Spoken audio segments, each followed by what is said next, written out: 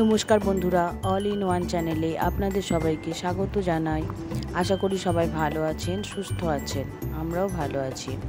আজকে আমি পটলের একেবারে একটা অন্য রেসিপি নিয়ে হাজির হয়েছি, যেটা ঝটপট বানানো যায়, খেতেও হয় অত্যন্ত সুন্দর।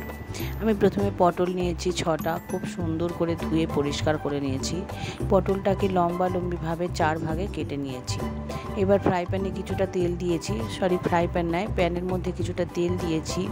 দিয়ে আমি পটলগুলো ভাজতে বসিয়ে দিয়েছি। পটলগুলো খুব ভালো করে ভেজে নেব, লাল লাল করে।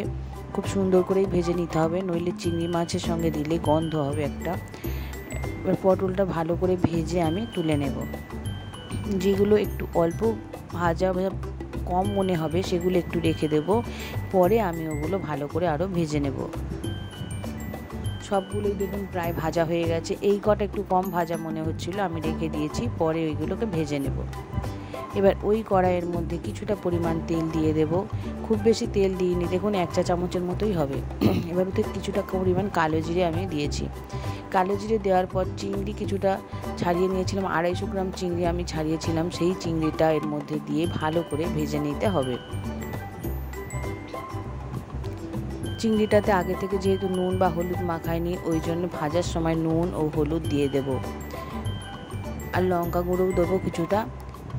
ঝালটা একেবারেই আপনারা আপনাদের প্রয়োজন মতো দিয়ে দেবেন, অল্প পরিমাণ ঝাল দেব। দিয়ে আস্তে আস্তে এটাকে নেড়ে নেড়ে ভেজে নেব।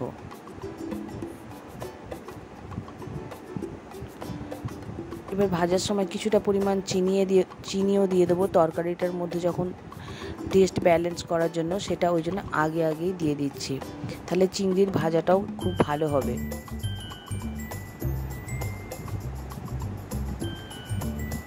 এবারে এর মধ্যেই আমি দিয়ে দেব পোস্ত বাটা। পোস্তটা আমি কাঁচা লঙ্কা ও 2টো শুকনো লঙ্কা দিয়ে বেটে নিয়েছিলাম।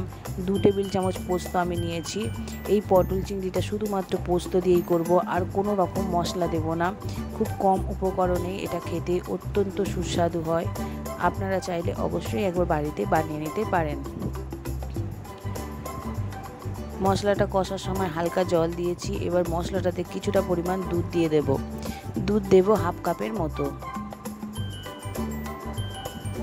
1/2 কাপ দুধ দিয়ে খুব ভালো করে আস্তে আস্তে নাড়তে হবে। এবার নুনটা আপনারা আপনাদের টেস্ট অনুযায়ী দেবেন। আমি আরও কিছুটা পরিমাণ নুন দিয়েছি, দিয়ে ভালো করে কষে নিয়েছি।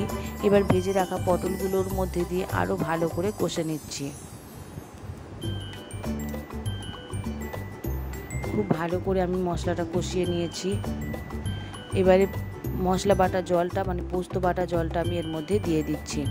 মোট আমি 2 বাটির মতো জল দেব, আর 2টো গোটা কাঁচা লঙ্কা দেবো। কাঁচা লঙ্কাটা চাইলে আপনারা বেশিও দিতে পারেন, কমও দিতে পারেন। দিয়ে ভালো করে নেড়ে চেড়ে ঢাকা দিয়ে রাখতে হবে। প্রায় 10 মিনিটের মতো প্রথমে ঢাকা দিয়ে রাখতে হবে, তারপর একবার চেক করে নেব, তারপরে আরও 5 মিনিট ঢাকা দিয়ে রাখতে হবে। দেখুন পুরো ফুটতে শুরু করেছে, সুন্দরভাবে ফুটছে। আরও 5 মিনিট পরে ঢাকা খুলে দেখুন পুরো হয়ে গেছে।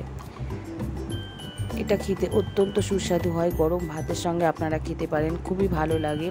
ভিডিওটা যদি ভালো লেগে থাকে তাহলে অবশ্যই একটা লাইক করে দেবেন। দেখার জন্য সবাইকে অনেক অনেক ধন্যবাদ। সবাই ভালো থাকবেন, সুস্থ থাকবেন।